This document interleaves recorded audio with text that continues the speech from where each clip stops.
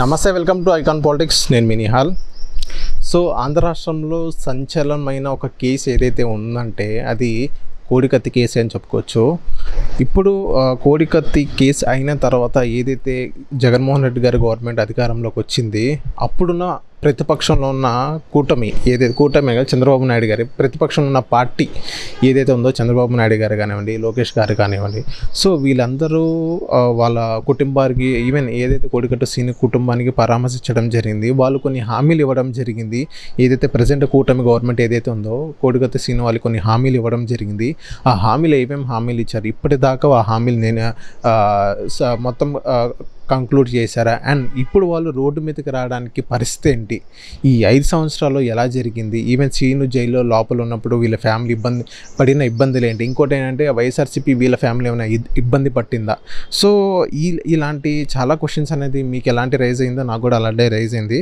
So present మనతో ఉన్నారు ఏదైతే కోడికత్తి సీను వాళ్ళ బ్రదర్, వాళ్ళ అమ్మగారు ఉన్నారు. సో ప్రజెంట్ మనం వాళ్ళతో మాట్లాడదాం. నమస్తే అన్న. నమస్తే అన్న, మీ పేరు? నా పేరు సుబ్బరాజ్ అండి. సుబ్బరాజ్ గారు, చెప్పండి, ప్రజెంట్ ఒక మాట చెప్పండి. ఏదైతే ఆ సిచ్యువేషన్ అయిన తర్వాత, సీను ఆ సిచ్యువేషన్ అయిన తర్వాత మీరు ఎలాంటి ఇబ్బందులు ఫేస్ చేశారు? అనేక రకమైన ఇబ్బందులు అండి. ఆర్థికంగా అయితే ఏదైతే చాలా కష్టాలను ఎదుర్కొంటూనే ఉన్నాం, ఇప్పటికీ కూడా ఎదుర్కొంటూనే ఉన్నామండి. అంటే సుబ్బరాజు గారు, ఇక్కడ ఆ సిచ్యువేషన్ అయిన తర్వాత జగన్మోహన్ రెడ్డి గారు గవర్నమెంట్ అధికారంలోకి వచ్చింది కదా, అప్పుడు వైఎస్ఆర్సీపీ నుంచి మీ లోకల్లో ఉన్న ఎమ్మెల్యే దగ్గర నుంచి ఏమైనా ప్రెజర్స్ ఉన్నాయా, ఏమైనా ప్రెజర్ వచ్చినాయా మీ ఇంటి పైన కానీ? అలాంటి ప్రెజర్ అంటూ ఏమీ లేదు, కానీ మేమే అనేక విధాలుగా కృషి చేసామండి. ముఖ్యమంత్రి గారు జగన్ గారిని కలవటానికి ఆయన ఏమీ స్పందించలేదు. ఎందుకంటే ఒక దళిత కుటుంబం, మీరు ముఖ్యమంత్రి అయ్యారు, అప్పుడు ప్రతిపక్ష నాయకుడిగా ఉన్నారు, ఇప్పుడు రాష్ట్ర ప్రజలను పరిపాలించే ఒక ప్రజా వ్యక్తిగా మీరు ముఖ్యమంత్రి గారు కాబట్టి మా కుటుంబానికి న్యాయం చేయండి, ఎన్ఓసి ఇవ్వండి అని చెప్పేసి మేము ఎన్నో ప్రయత్నాలు చేసామండి. ఆయన మాత్రం ఏ విధంగా మమ్మల్ని స్పందించలేదు.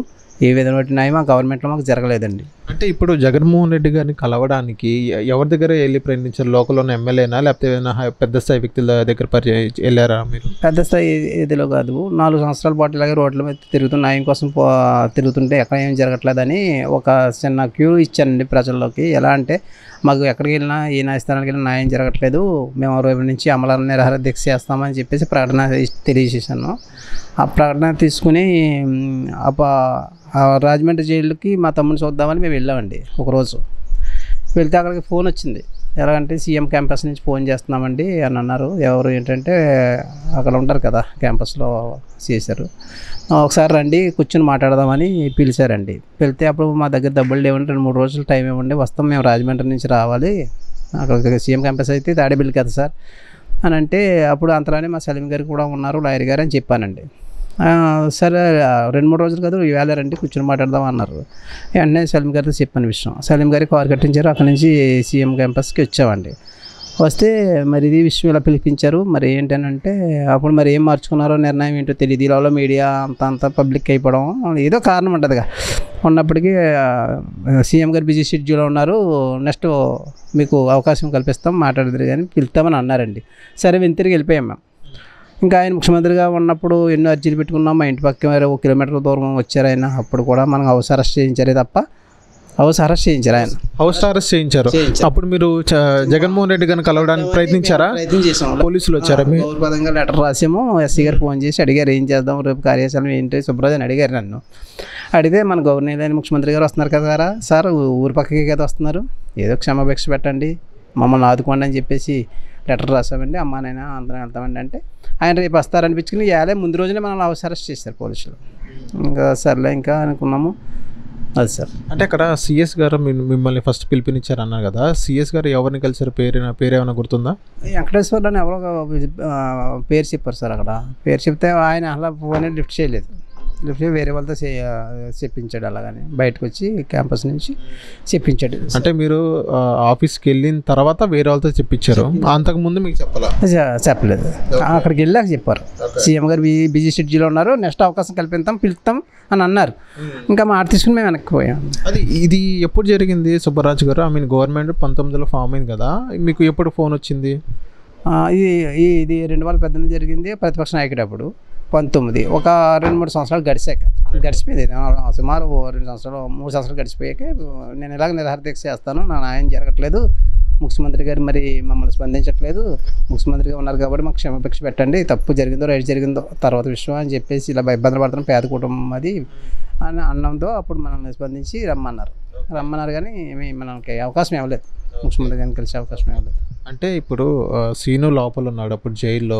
ఈ 5 సంవత్సరాలు ఎలా గడిచింది సార్? మీరు ఆర్థికంగా మీరు బడుగు బలహీన వర్గం సంబంధించిన వ్యక్తి, దళిత వ్యక్తి, మీరు ఈ కూలి పని బాగానే దొరికేటప్పుడు పని అంటే అమ్మేమో ఉపాధి పథకానికి వెళ్తుందండి, గవర్నమెంట్ పని ఉందిగా ఆ పనికి వెళ్తుంది, నేను కూడా కూలి పనికి వెళ్తాను. వాటితోటి అలా చిన్నగా రొటేషన్ జరగటం కొన్ని అనేక చాలా కఠిన జీవితాన్ని గడిపాం ఈ సంవత్సరాలు. ఈ జరిగిన సిచ్యువేషన్ తర్వాత ఈ కేసు విషయంలో అయితే మన అబ్దుల్ సలీం గారు, కోడికత్తి లాయర్ గారే మనకి ఫ్రీగా రూపాయి మనం ఆశించకుండా మనకే కొద్దిగా ఆసరాగా ఉండి ఆయన ఇప్పటి వరకు కూడా ఆయన చూసుకుంటున్నారండి. ఈ లోపల మన అధికార పార్టీ ప్రతిపక్షంలో ఉన్న ప్రచారానికి వచ్చినప్పుడు లోకేష్ బాబు గారు ఉప్పాడులో దళిత గలం పెట్టారండి. దళిత గలం ఆయన యువగలం పెట్టేవారు, ఆ యువగలం దళిత గలం పెట్టారు. ఓకే, మీరు అక్కడికి వెళ్ళారు, లోకేష్ గారితో కూడా మీరు మాట్లాడడం జరిగింది. లోకేష్ గారు మీకు ఏం హామీలు ఇచ్చారు?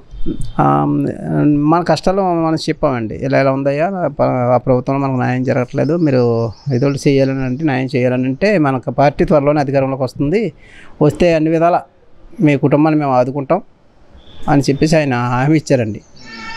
కానీ ఆయన ఇచ్చారు, అధికారంలోకి వచ్చింది 9 నెలలు అయింది. మళ్ళీ బాబు గారిని కూడా, చంద్రబాబు నాయుడు గారిని కూడా కలిసాం. ఆయన కూడా అన్నారు అంబోజిపేటలో, మీరు చాలా దెబ్బ అయిపోయారు, చాలా నష్టపోయారు, మీకు అన్ని విధాలు మేము సాయం చేస్తాను, మీరు అలా ఉండండి, ధైర్యంగా ఉండండి అని చెప్పేసి కూడా ఆయన కూడా హామీ ఇచ్చారండి. ఈ రోజుకి 9 నెలలు అయింది. మేము అప్పుడు ఈ కటిక జీవితాన్ని గడిపాము, ఇప్పుడు అదే కటిక జీవితాన్ని గడుపుతున్నాం, కానీ రోడ్లో అప్పుడు తిరుగుతున్నాం, ఏ విధమైన మనకి ఎవరూ స్పందించట్లేదు. అంటే ఇప్పుడు సుబ్బరాజు గారు ఇప్పుడు రోడ్లు ఏమంటే తిరుగుతున్నారు, అర్థం చేసుకోగలం. మీరు లోకేష్ గారిని కానీ చంద్రబాబు నాయుడు గారిని కానీ మీరు కలిసే ప్రయత్నం చేశారా? ప్రయత్నం చేస్తున్నాం సార్, ప్రయత్నం చేస్తున్నా కానీ కనీసం ఏ విధంగా కలవాలి ప్రజాదర్బారు అయితే జరగట్లా. ఇప్పుడు ఎందుకంటే ఏదో సభలు ఉన్నాయా అంటున్నారు కదండి, దానివల్ల కనిపించలే. కలుద్దామన్న అవకాశం కూడా ఎక్కడ రూట్ అనేది మనకి దొరకట్లే, బిజీ ఉన్నారు, ఇప్పుడు కుదరదు అలాగని. మొన్న అయితే టీడీపీ కార్యాలయంలో 2 రోజుల క్రితం కలిసామండి. ఎవరంటే వరల రామయ్య గారిని కలిస్తే ఆయన విన్నారు, చూశారు, నేను త్వరలో కల్పిస్తానని అన్నాడు, ఫోన్ చేస్తాము, నేను చంద్రబాబు నాయుడు గారిని కలిసే అవకాశం, మీకు న్యాయం చేయిస్తాను, దళితులకు అన్యాయం జరిగింది అని చెప్పేసి చెప్పడం జరిగింది. ఇప్పటికి ఫోన్ లేదు, ఆయన ఇన్ఫర్మేషన్ ఏమి రాలే మనకి. అవును సార్. అంటే ఇప్పుడు వల్లరామయ్య గారు కలిసారు, చెప్పారా, వినతి పత్రం లాంటివి ఏమైనా ఇచ్చారా? ఇచ్చామండి. ఇంట్లో చాలా ఇబ్బందులు పడుతున్నామండి, కుటుంబంలో ఒక ఉద్యోగం ఇవ్వండి సర్టిఫికేట్ కూడా ఇచ్చాం. నెక్స్ట్ మా తమ్ముడు ఒకడు ఉన్నాడు, అతనికి ఉద్యోగం ఇచ్చాం. ఆర్థికంగా కూడా మన పై కోర్టుకి వెళ్ళాలన్నా డబ్బుతో కూడిన పని కదా, మనం వెళ్ళలేకపోతున్నాం, అందుకే ఇలా ఉండిపోయాం మా కుటుంబం. ఆ కేసు విషయంలో కూడా మీరు కథ హెల్ప్ చేసి మనం అన్ని తొందరగా ఆ కేసు విషయాన్ని తొందరగా నడిపించి మనం అన్ని బయట పెడతారని మేము అన్ని విధాలు చెప్పామండి. తీసుకున్నారు, కల్పిస్తారన్నారు, కానీ ఇప్పటికి ఏమీ అవకాశం కనపట్ల. ఇప్పుడు ప్రస్తుతానికి ఏంటంటే ఈ 9 నెలల నుంచి ఇలాగే తిరుగుతున్నాము, ఏమీ లేవు. ఇప్పుడు ప్రస్తుతానికి అంటే చాలా ఇబ్బందులు, దారికి ఖర్చులైనా ఏమైనా. అప్పుడు ఆర్పిఐ స్టేట్ ప్రెసిడెంట్ పిట్ట వరప్రసాద్ గారండి, ఆయనతో విషయం చెప్పాను. సార్ మరి చంద్రబాబు నాయుడు గారు కూటమి ప్రభుత్వం ఇలా మనకి హామీ ఇచ్చింది కదా, కనీసం అక్కడికి వెళ్దామన్నా మన దగ్గర పైసలు లేవు, ఇంటి దగ్గర ఉండిపోతున్నాం, కష్టంగా ఉంది సార్ అని అంటే, లేదు నేను తీసుకెళ్తానని అప్పటి నుంచి పాపం ఆయన కారు పెట్టుబడి కొట్టించుకుని ఆయన సొంత ఖర్చులతో ఆయన ఇలా దీనికి supporting state secretary, RPI secretary మధ్య శ్రీ బాబీ గారు ఒక ఆయన కూడా మాకు కూడా ఉండి ఏదో హెల్ప్ చేయడానికి తిరుగుతున్నారండి. ఇలా 2-3 రోజుల క్రితం మాత్రం శశి ఛానల్ జర్నలిస్టు భాను మేకల ఆయన కల్పించి, అయ్యో మరుగున పడిపోయింది, ఇలాగ రోడ్డుని తిరుగుతాను, మిమ్మల్ని పట్టించుకోవట్లేదని, కొంత వెలుగులోకి తేవాలి, వీళ్ళకి న్యాయం జరగాలనే కాన్సెప్ట్తో పాపం ఆయన పెద్ద మనసు చేసుకుని వచ్చి అప్పుడు నేను తీన్మార్ మల్లన్న గారు క్యూ ఛానల్ అక్కడికి తీసుకెళ్లారండి. ఆయనతో పరిచయం చేసి ఆయన ఒక 10,000 రూపాయలు ఆర్థిక సాయం చేసి మమ్మల్ని పంపించారు. అమ్మ మీరు చెప్పండి అమ్మా, ఇప్పుడు సీను అలాంటి సిచ్యువేషన్లో వెళ్ళాడు, లోపల జైల్లో వెళ్ళాడు, మీకు 3-4 సంవత్సరాలు మీ ఆర్థిక మీరు బడుగు బలహీన సామాజిక వర్గం చెందిన వ్యక్తులు అప్పుడు మీ ఇంట్లో ఆర్థిక పరిస్థితి ఎలా ఉండి మీరు కూలి పని చేసేవాళ్ళ ఏం చేసేవాళ్ళు మీరు? అంటే మీ సీన్ అనేది లేడు మీ దగ్గర, జైల్లో ఉన్నాడు. ఆ 4-5 సంవత్సరాల్లో మీ గడవడానికి ఏం చేసేటోళ్ళు? నేను పనిలోకి వెళ్ళేదాన్ని అండి. పని చేసుకుని మా అబ్బాయి నేను పని చేసేవాళ్ళమండి. అలాగే ఆ పని వల్ల అలాగే చేసుకొచ్చామండి. అలాగే బతుకొచ్చామండి. అప్పటి నుంచి ఇప్పుడు వరకు చాలా బాధగా ఉందండి, చాలా ఇబ్బందిగా ఉన్నది. ఇంకా బతక నాకు ఏమీ దారి లేదండి ఇప్పుడు అనే సీఎం గారిని కలుసుకుంటారనండి. ఇప్పుడు వచ్చే వారం అయిందండి వచ్చి మేము. అప్పటి నుంచి ఇక్కడే ఉన్నామండి. ఆయన ఏమో ఢిల్లీలో ఉన్నారండి. ఆయన దగ్గరికి వెళ్తారంటే తలంపు పెట్టండి ఆయన పిలుస్తారని ఎదురు చూస్తున్నామండి. ఆయన పిలిచిన దాకా చూసిండి అప్పుడు ఆయన ఏదైనా చేస్తారని బాధ్యత. ఓకే, అంటే ఇప్పుడు సీన్ బయటకు వచ్చిన తర్వాత కూడా మీ ఆర్థిక పరిస్థితి అలాగే ఉందమ్మా? ఇంకా ఎక్కువే అయిపోయిందండి.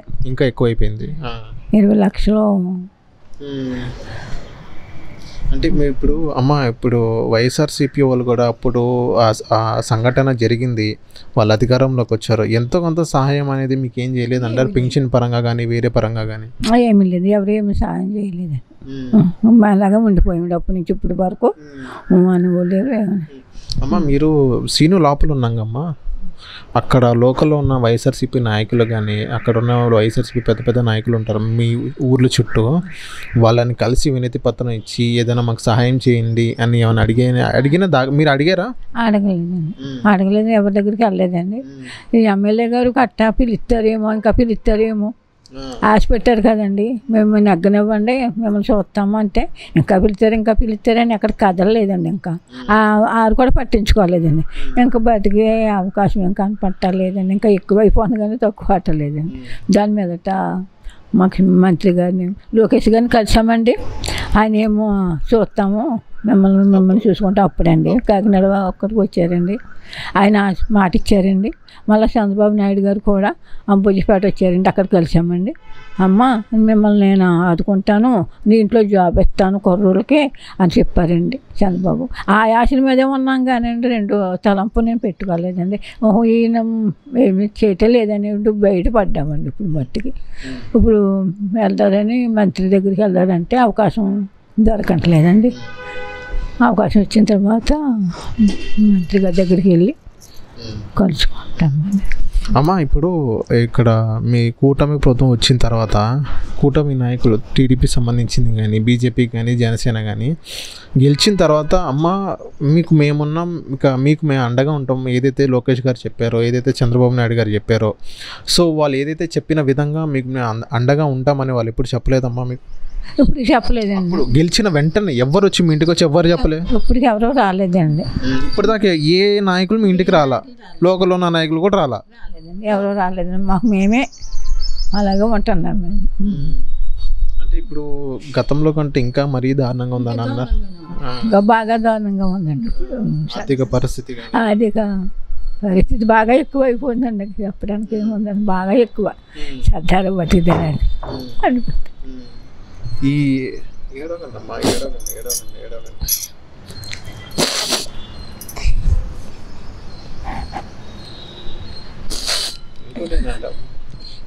సరే మీకు న్యాయం జరిగిద్దామండి. అవును జరిగిద్ది, ఏడోగండి. ఇంకా బాగా ఎక్కువైపోయింది కానీ తక్కువ లేదండి. ఎవరు ఏమీ చేయటం లేదండి. ఇంకా ఎవరు కూడా రావట్లేదు. ఎంతో పని చేసామండి, ఎంతో కూర్చేసామండి. బెయిల్ ఇచ్చారండి సీన్కి. ఇక్కడ నిరాహార దీక్ష చేశానండి. మా భార్య అర్థం చేసుకోవట్లేదండి. అమ్మ మీకు ఏదైతే తప్పు జరిగిందో జరగలేదో మీకు బయటకు వచ్చారో, మీకు ఏదైతే ఇప్పుడున్న లోకేష్ గారు కానివ్వండి చంద్రబాబు నాయుడు గారు కానీ మీకు హామీ ఇచ్చారో హామీ నిలబెడతారో మా మీడియా కూడా మీకు తోడు ఉండిద్ది. ఏదైతే మా ఐకాన్ పాలిటిక్స్ కూడా మీకు తోడుగా ఉండేది, మేము వాళ్ళ దగ్గర దాకా తీసుకెళ్తాము, మీరు ఎరగండి. అండ్ నెక్స్ట్ ఏదైతే ఇప్పుడు చంద్రబాబు నాయుడు గారు కానివ్వండి, లోకేష్ గారిని వాళ్ళ దగ్గరికి తీసుకెళ్ళి బాధ్యత కూడా మా మీడియా కూడా తీసుకుని, బాధ్యత అని కాదు, మేము వాళ్ళ దగ్గర సందేశిస్తాము. మీరు ఏడవకండి. మీరు ఏదైతే పోరాడుతున్నారో, వాళ్ళని కలవడానికి ఏదైతే పోరాడుతున్నారో దానికి వచ్చి మీరు పోరాడండి. అండ్ నెక్స్ట్ ఏదైతే ఇప్పుడు కేసు విషయానికి వచ్చినట్లయితే, జగన్మోహన్ రెడ్డి గారి దగ్గరికి వెళ్ళడానికి మీరు ప్రయత్నించారన్నారు. అర్జీ పెట్టుకున్నారా? ఇప్పుడు జగన్మోహన్ రెడ్డి గారు కోర్టుకు వచ్చి ఏదైనా చెప్పండి, మా బాబుని బయట విడిపించని మీరు జగన్మోహన్ రెడ్డి గారు చెప్పారా? చెప్పలేదండి, కలలేదండి. ఇప్పుడు జగన్మోహన్ రెడ్డి కలవడం కాదు, లెటర్లు అవన్నీ పెట్టుకున్నారా అంటున్నా. పెట్టుకున్నాము, ఆయన ఏమి చెప్పట్లేదు, ఆయన పట్టించుకోలేదు సార్. ఆయన పట్టించుకోలేదు. అర్జీలు పెట్టాము, కోర్టుకు వచ్చి సాక్ష్యం చెప్పండి, పేద కుటుంబాన్ని ఇలా ఇబ్బంది పెట్టడం అది మంచిది కాదు, మా కష్టాన్ని అర్థం చేసుకోవడానికి కూడా అర్జీలు పెట్టాము. అసలు ఏం పట్టించుకోలేదు సార్. ఆయన సాక్ష్యం చెప్తేనే కేసు పోతుంది సార్, పోతుంది. సో కొనట్లేదు ఆయన కోర్టుకి రారు, సాక్ష్యం చెప్పరు. ఆయనకు డబ్బు ఉన్నది కాబట్టి సుప్రీంకోర్టుకి, హైకోర్టుకి వెళ్ళి పిటిషన్లు అవి చేస్తున్నారు. మనం చిన్న స్థాయిలో ఉన్నాం కాబట్టి మనం దేనికి ఎదురుకి వెళ్ళకపోతున్నాం, కోర్టుకి ఆర్థిక సమస్య అన్నమాట. దానివల్ల అంటే సుబ్బరాజు గారు, ఇంకోటి ఏంటంటే ఈ 5 yearsలో ఏదైతే సీను లోపల ఉన్నాడు కదా, ఈ 5 yearsలో మీ మీద కానీ ఏదైనా వైఎస్ఆర్సీపీ వాళ్ళు కానీ చేసిన ప్రెషర్ ఏమైనా చేశారా? మీ ఊర్లో లోకల్ ఉన్న లీడర్ కొంచెం హడావుడి చేస్తారు, అవన్నీ కామన్, వాళ్ళు మీ మీద పెత్తనం చలాయించడం కానీ అలాంటి ఏదైనా చేశారా? అటువంటివి ఏమీ చేయలేదులేండి. మన నియోజకవర్గంలో మంచి గౌరవంగా ఉందండి మా కుటుంబానికి. అంటే ఆర్థికంగా డబ్బు రావచ్చు కానీ గౌరవం మాత్రం ఉందండి. అయ్యో మనం అంత గొప్ప వాళ్ళం ఏం కాదు కదా, కూలీనాలి పని చేసుకునే వాళ్ళం, పెద్ద ఇదేం ఉందండి మన మీద ప్రజలు నాకు అయ్యి, అందుకని ఎవరో తేలేదు. ఓకే, సరే సుబ్బరాజు గారు, మీకు కానీ మీ కుటుంబానికి కానీ మా మీడియా పరంగా కానీ ఎటువంటి హెల్ప్ కావాలన్నా చేస్తాము. ఏదైతే లోకేష్ గారు ఏదైతే హామీలు ఇచ్చారో, చంద్రబాబు నాయుడు గారు ఎలాంటి హామీలు ఇచ్చారో అవన్నీ మీకు నెరవేర్చే వరకు మా మీడియా మీకు సపోర్ట్ ఉంటానే ఉంటుంది. Thank you. సో ఇది గైస్, ఏదైతే కోడికత్తి శ్రీను వాళ్ళ అన్న కానీ వాళ్ళ అమ్మ కానీ, వాళ్ళ అమ్మ అయితే పాపం లిటరల్లీ ఎలా ఏడుస్తున్నారో చూడండి. ఏదైతే మాకు లోకేష్ గారు కానివ్వండి, చంద్రబాబు నాయుడు గారు కానీ హామీలు ఇచ్చారో అది ఇప్పటిదాకా 20,000 ఉద్యోగాలు కూడా కల్పిస్తామని చెప్పారు. ఇప్పటిదాకా ఎటువంటి అధికారంలోకి వచ్చారు కానీ ఎటువంటి ఒక అపాయింట్మెంట్ కానీ మాకు ఇవ్వలేదు. ఏదైతే లాస్ట్ గవర్నెన్స్ దళిత గలం అని లోకేష్ గారు పెట్టడం జరిగింది, అప్పుడు కూడా మేము లోకేష్ గారికి వెళ్ళి కలిసాము, చంద్రబాబు నాయుడు గారికి వెళ్ళి కలిసాము, మాకు న్యాయం న్యాయం చేర్పిస్తారని ఏదైతే వాళ్ళు లోకేష్ గారు చెప్పారు.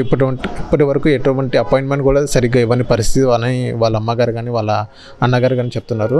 సో వేచి చూద్దాం, లోకేష్ గారు కానివ్వండి, చంద్రబాబు నాయుడు గారు కానివ్వండి, మా ఐకాన్ పాలిటిక్స్ వల్ల వీడియో చూసి వాళ్ళకి ఏమైనా న్యాయం చేస్తారని కోరుకుందాం. Thank you.